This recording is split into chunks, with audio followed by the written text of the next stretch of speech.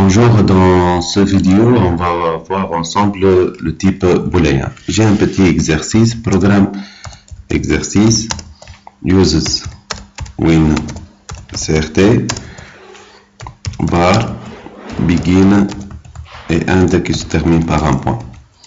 Dès le départ, on va déclarer A et B de type integer, de variables, readln A, readln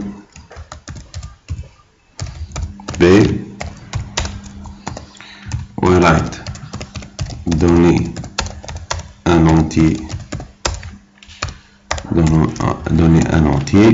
même chose, copier ici, copie, paste, voilà, on va faire un affichage, write, par exemple A inférieur à B. Donc on va faire save, exercice, compile, donc 0 erreur, exécuter. On va faire quoi? On va donner un premier entier, par exemple 5. On va donner un autre entier qui est égal à B2 par le clavier. Donc ici, le résultat est false. C'est-à-dire quoi? Il va tester est-ce que le A qui est égal à 5, il est inférieur à B qui est égal à 2. Donc, l'ordinateur trouve que le résultat, c'est faux. On peut donner d'autres cas. Par exemple, donner un entier 2, donner un autre entier, c'est 8. Voilà, donc le 2, il est inférieur à 8, il donne un résultat qui est égal à true. C'est-à-dire, je peux stocker cette expression, ce résultat A inférieur à B, dans une variable B, dans une variable T, de point égal à T, tel que T, il est de type booléen. T de type booléen. De type booléen. Voilà, point virgule. Donc, ici, on va afficher le contenu de T. Donc, execute, donner un entier 9, donner un entier c'est 4. Donc, 9 inférieur à 4, non, c'est faux. Faux, il est stocké dans T, puis on a affiché le contenu de T qui est égal à false. On remarque bien ici que le type booléen, donc, on remarque bien que le type booléen admet deux valeurs. Donc, la valeur true et la valeur false. Donc, deux valeurs. On va voir les cas où on trouve un résultat booléen. Par exemple, si on a une case mémoire de type booléen et on applique le note. Par exemple, ici, égale à true, le note de true égale à false. Si ici égale à false, le note de false égale à true. Par exemple, si je suis dans le cas où j'ai deux variables booléennes, je peux appliquer le XOR de deux booléennes. On va voir après un tableau. On peut appliquer le OR entre deux booléennes et je peux appliquer le AND entre deux booléennes.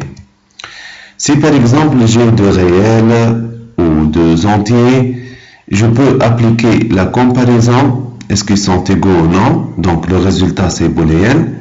Je peux appliquer une variable inférieure à une autre variable, ou une variable qui est supérieure à une autre variable, une variable qui est différente à une autre variable, ou une variable est inférieure ou égale à une variable, et une variable qui est supérieure ou égale à une variable.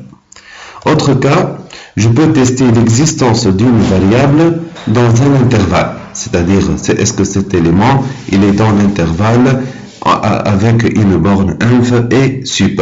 On va tester tout ça avec un exercice. Dans le cas où on a deux booléennes, comme nous avons déjà dit, pour avoir un résultat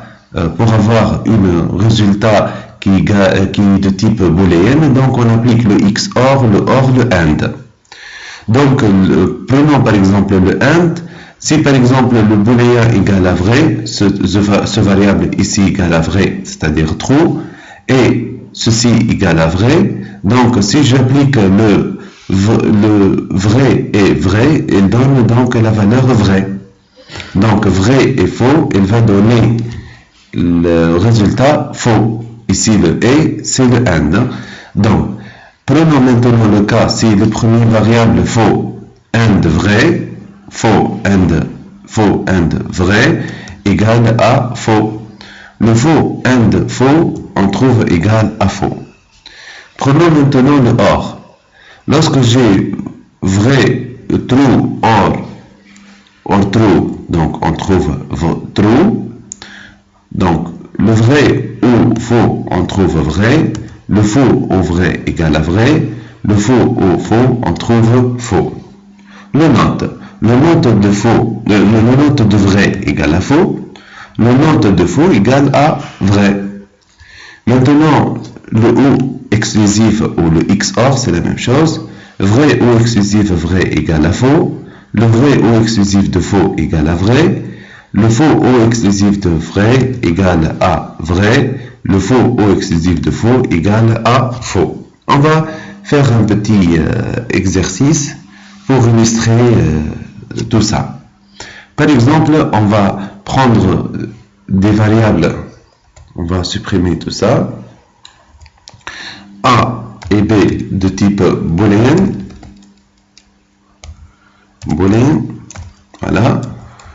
Par exemple, on va afficher, write, par exemple, A de point égal à, on ne peut pas faire la saisie, le délai d'une variable booléenne, donc A égale à true, B de point égal à false, voilà, on va afficher le A and B, le A and B, c'est-à-dire le A and B, donc le A and B, donc pour nous ici, A égale à true, A égale à true et B égale à false, le A and B égale à faux. On va voir l'exercice. Donc, exécuter. Donc, on a un petit problème ici. On va fermer l'écran d'exécution. Exécuter, voilà. Donc, égal à false. Prenons maintenant le cas de OR. Le A ou B. Donc, exécuter, donc égal à true. Donc, je peux par exemple le XOR. Le XOR. Donc, true ou false, elle va donner normalement true. Voilà. On peut, même chose, par exemple, le note de B. On peut afficher le note de B qui égale à le note de false égale à true. Note B. Exécuter, donc égal à true. Le B, le contenu de B, c'est false. Donc, we write le note de B, le note de false égale à true. Bien, maintenant, on peut faire autre chose. Je peux prendre par exemple, K de type integer. Voilà, on va éliminer tout ça. Voilà, on peut éliminer tout ça. Donc, résultat de type booléen. Voilà, on va tester. R va prendre K in un intervalle entre 0 et 9, par exemple. 0 et 9.